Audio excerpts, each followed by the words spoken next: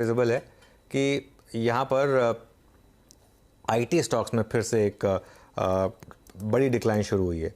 और ख़ास तौर से अगर आप निफ्टी आईटी को देखें तो मंडे के क्लोजिंग लेवल के नीचे, तो आज अगर यहाँ पर बंद होगी तो क्लोज वाइज हम एक नया लो बनाएंगे। ऑब्वियसली इंट्राडे लो प्रोटेक्ट किया है।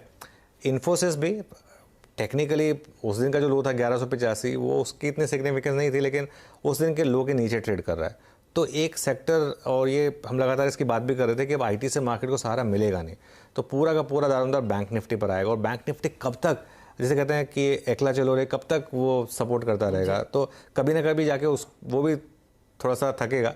तो ऑब्वियसली इसके लिए थोड़ा सा प्रेशर मार्केट पर। कल जो आज सुबह एक रेंज मेंशन की गई थी वो थी 17,610 से 17,766, छोटी रेंज, कल की रेंज। अब हमने एक्चुअली उसको ब्रेक कर दिया। वो इनसाइड डे अब एक्चुअली नहीं रहा, बिकॉज कल का लो अब ब्रीच हो गया है। अब सबसे इंपॉर्टेंट बन गया है हर्षता परसों का लो। परसों का लो नहीं टूटना चाहिए। मैं बार बार एक्सप्लेन कर चुका हूँ परसों के लो की सिग्निफिकेंस।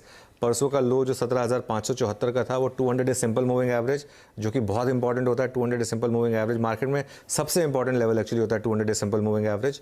और फंडामेंटली भी इंपॉर्टेंट क्योंकि वो इवेंट ड्रिवन लो था जो रिजल्ट आया था उसके बाद से। तो इसके लिए उस लेवल की सिग्निफिकेंस बहुत ज़्यादा है। अब जो बड़ी रेंज है वो 17,550 से 17,750, मुझे लग रहा है विनर टेक्स ऑल। जो यहाँ पर मूव होगा 17,550 से 17,750 क्लोजिंग बेसिस पर, याद रखिए इंटरडे में कुछ भी हो सकता है। क्लोजिंग बेसिस पर जो जिस तरफ का मार्केट मूव दिखाएगा, मुझे लग रहा है अगले 500 पॉइंट आपको उस डायरेक्शन में मिल जाएंगे। करंट वीकली कॉन्ट्रैक्ट थोड़ा तंग करने वाला लग ही रहा था शुरू से। डायरेक्शन जो बड़ी डायरेक्शन है वो मेरे ख्याल से अगले वीकली कॉन्ट्रैक्ट में आएगी, जो कि मंथली एक्सपायरी भी है, प्लस मार्केट आईसीआईसीआई और रिलायंस के नंबर्स पर रिएक्ट करेगी उस वीक में, और बाकी के आईटी के नंबर्स भी आ जाएंगे। तो उस हिसाब से बहुत इंपॉर्टेंट है। मेरी दिक्कत है बैंक निफ्टी में, क्योंकि बैंक निफ्टी कल भी हमारी यही राय थी कि अब थोड़ा थक गया है, और अगर आपने 2000 पॉइंट की रैली खेल ली है तो थोड़ा वेट कर लीजिए।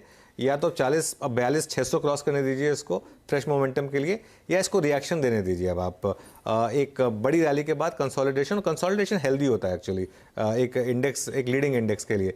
41,500 से 700 अगर किसी तरीके से आपको मिल जाए तो वो गॉडसेंड होगा।